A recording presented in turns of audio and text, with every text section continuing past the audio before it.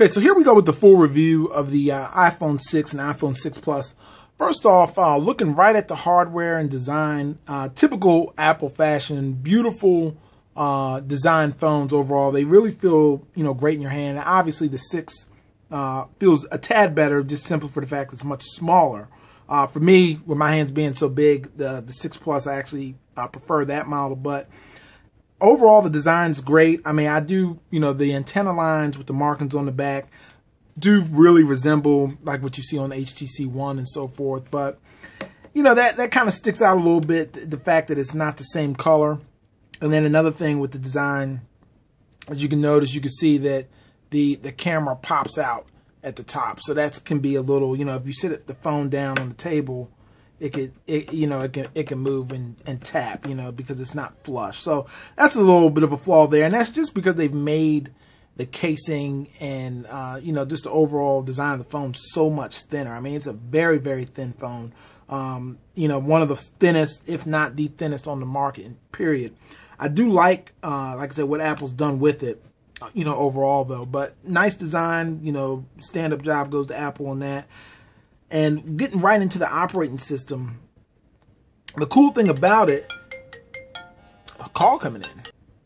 So looking at the software with iOS 8, everything is definitely very familiar. If you're an iOS user, there's really not too much has changed from a visual standpoint. That all happened last year with the iOS 7, with all the parallax, and when you click on the folders, it zooms in. This year, you get a lot of things behind the scenes. Like one thing I'll show you. It's pretty cool. Like if you want to send a website now, like if you want to share a link with someone, if you click on that bottom at the button on the bottom to share it, you click more.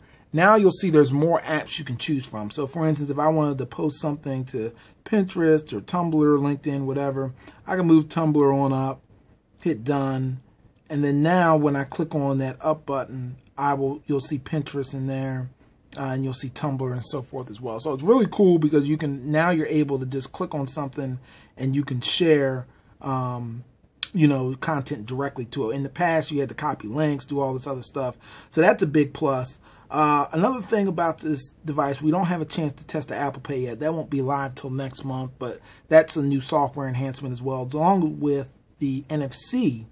Hardware that's in the device, which is gonna, I think is gonna make a big, splash in the whole mobile payment. So those are some of the things with iOS 8. Some of the things, you can get some kind of widgets and so forth at the top now. You can add things. You can edit this menu, and you could put things in the top as far as like, if I want to add something, Dropbox or OpenTable, all that kind of stuff, LinkedIn, and that stuff will actually show up in the notification tray that you pull down. So that's a lot about the iOS 8. A lot of things behind the scenes. So it's overall it's a decent operating system. I mean, you still can't do as much as you could with Android, so to speak. But honestly, it's as far as the refinement and the app performance, it's still by far better than any other operating system out there as far as the performance goes. Everything's real fast, smooth. I mean, as you click on things, they just open right on up. No matter what it is, it's just very, very smooth performance. Looking at the camera, state of the art, classic Apple 8-megapixel camera. Everything works good there. Nothing bad about it. It works great. Some of the best pictures you'll ever, be able to take on a mobile device. Very, very smooth, fast performance as usual. The one thing that's by far the most impressive thing to me is how fast it focuses. Like when I move it and switch to different things, it just focuses so quick.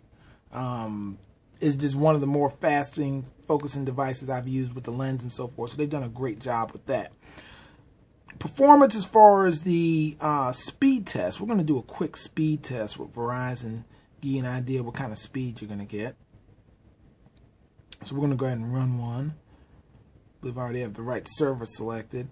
This does support XLTE. It is an unlocked phone on Verizon too, which is great. This is later in the evening, around about 7 p.m. here, Eastern Standard Time. So still getting some decent speeds here. In a more of a crowded area, I would say, and that's decent. Verizon's done a better job with that because over the past few years, it's gotten a lot slower. So we're getting 12.89 down, 2.64 up.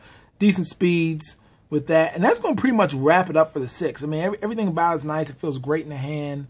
You know, as I was talking about earlier, it's one of those things where, you know, it's kind of like if it ain't broke, don't fix it.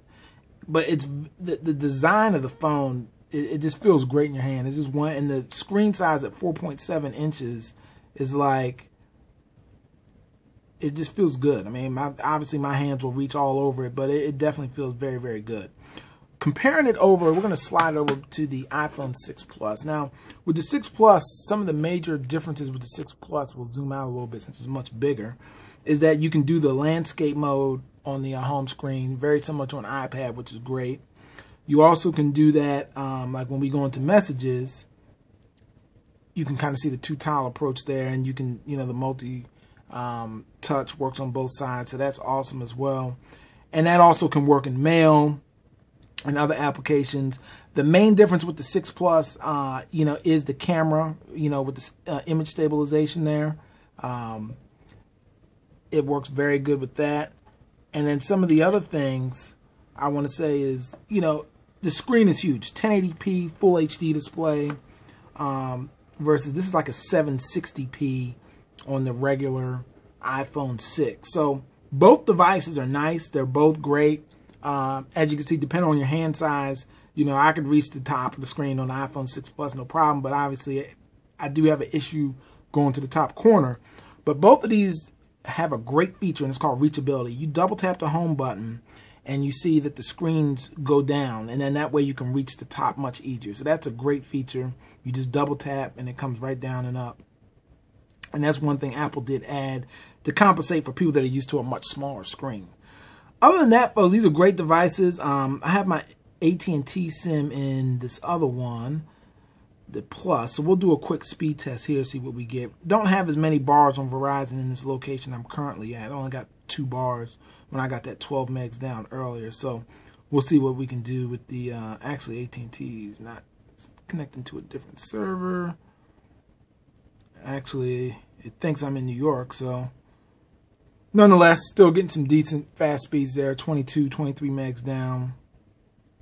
Let's see, upload is painfully slow, but I've seen some nice results on both of these. Sometimes I've seen, you know, over 50 megs down and so forth. So great devices overall. Honestly, thumbs up, buy either one of them. They're great. If you like an iPhone, you'll love it. If you don't like an iPhone, you won't, because it's really nothing, you know, wholeheartedly different.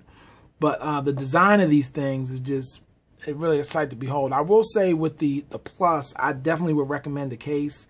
And then the whole thing about Bengate, I'm not going to bend my phone. I don't even understand why somebody would do that personally. Even in your pocket, I find that hard to believe this phone could be in your pocket and you would bend it, unless you maybe had some skinny jeans on and you just had your legs, you know, up to your chest. Maybe it could bend. I don't know, folks. So take that for what it is. Thanks for watching. Be sure to give this video a thumbs up if you enjoyed it. Take care.